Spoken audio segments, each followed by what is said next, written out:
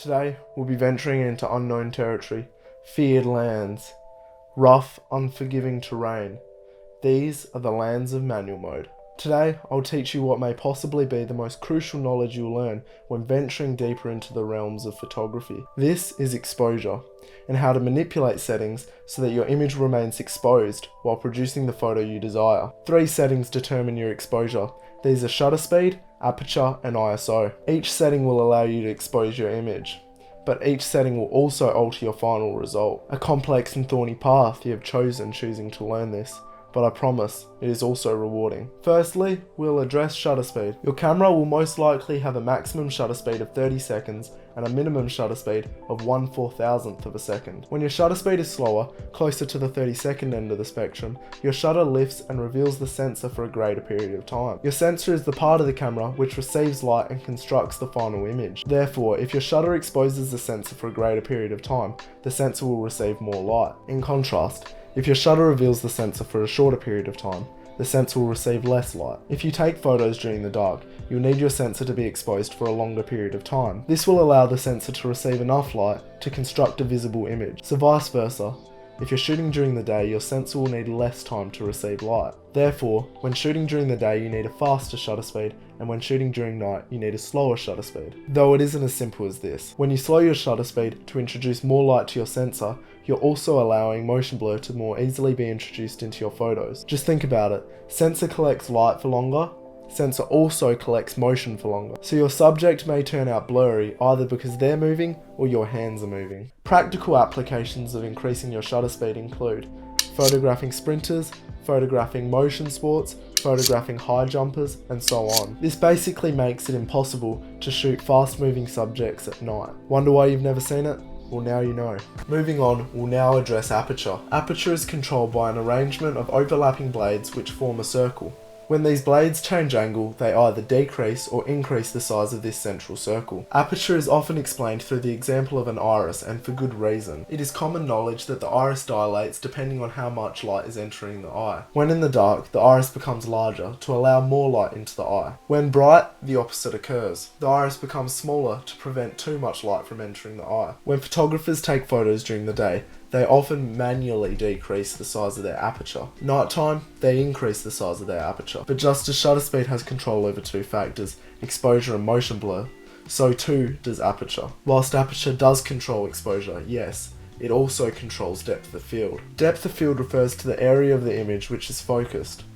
More specifically, how large this area is. When the aperture is widened, this may be as large as f0.8, the area becomes shallower, hence the title, Shallow Depth of Field. The resulting image, if focused correctly, will have an extremely unfocused background whilst maintaining a focused fore or midground. Bokeh is a Japanese word that was developed to name the area of the image which is out of focus and translates to the English word bokeh. You may hear this word often if you continue your journey down this photography path. If your aperture is narrower, this may be as small as f22.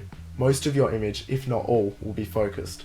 This introduces an issue. As photographers, we often want a shallow depth of field whilst shooting during the day. This is because shallow depth of field equals more cinematic. So therefore, we must widen our aperture. This means that more light will hit our sensor and result in an overexposed image. We regulate this by making our shutter speed faster. Though the aperture blades allow much light into the sensor, a short shutter speed prevents the sensor from being overexposed. The final setting which determines your exposure is ISO. I've left this to last as it is the easiest to understand. ISO is just your camera's sensitivity to light. The lower your ISO, the less sensitive your sensor is to light, and vice versa. To help you understand this concept, I'll give you a dilemma. You're shooting at night. You have widened your aperture completely to allow as much light into the camera as possible. Your images are still underexposed. You now slow your shutter speed to 1/30th of a second. This shutter speed is just fast enough that if you have a steady hand, you might not introduce motion blur. Your image is still underexposed. What do? You can't widen your aperture anymore,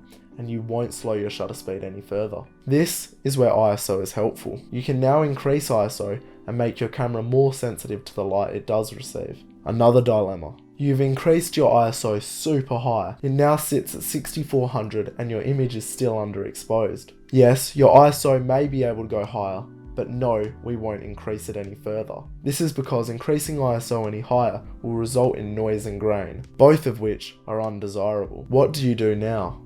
I'll let you figure that one out. You now know that ISO is basically a last resort, and bringing it too high will make your image look unpleasant. What I've just said to you may have made zero sense, or you may have picked up all the concepts. Either way, manual exposure is a hard concept to grasp, and well done for giving it a go. If you did find it difficult to understand, just keep trying. Rewatch this video a few times, go shoot some photos, and then come back. I guarantee that you'll begin to understand everything I've just said with a little time and practice. This video is part 1 of 3 videos you'll see about photography basics. Composition and processing images will be the next 2 concepts we'll cover in this course. Me and Justin will be making some different, more interactive content, so you might have to wait a couple weeks for the next 2 parts to be released. But to guarantee you'll see these next 2 videos, just press the subscribe button and the little bell icon next to it.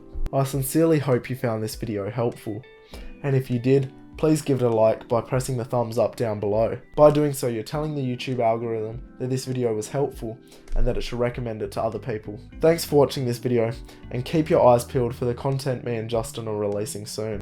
Cheers.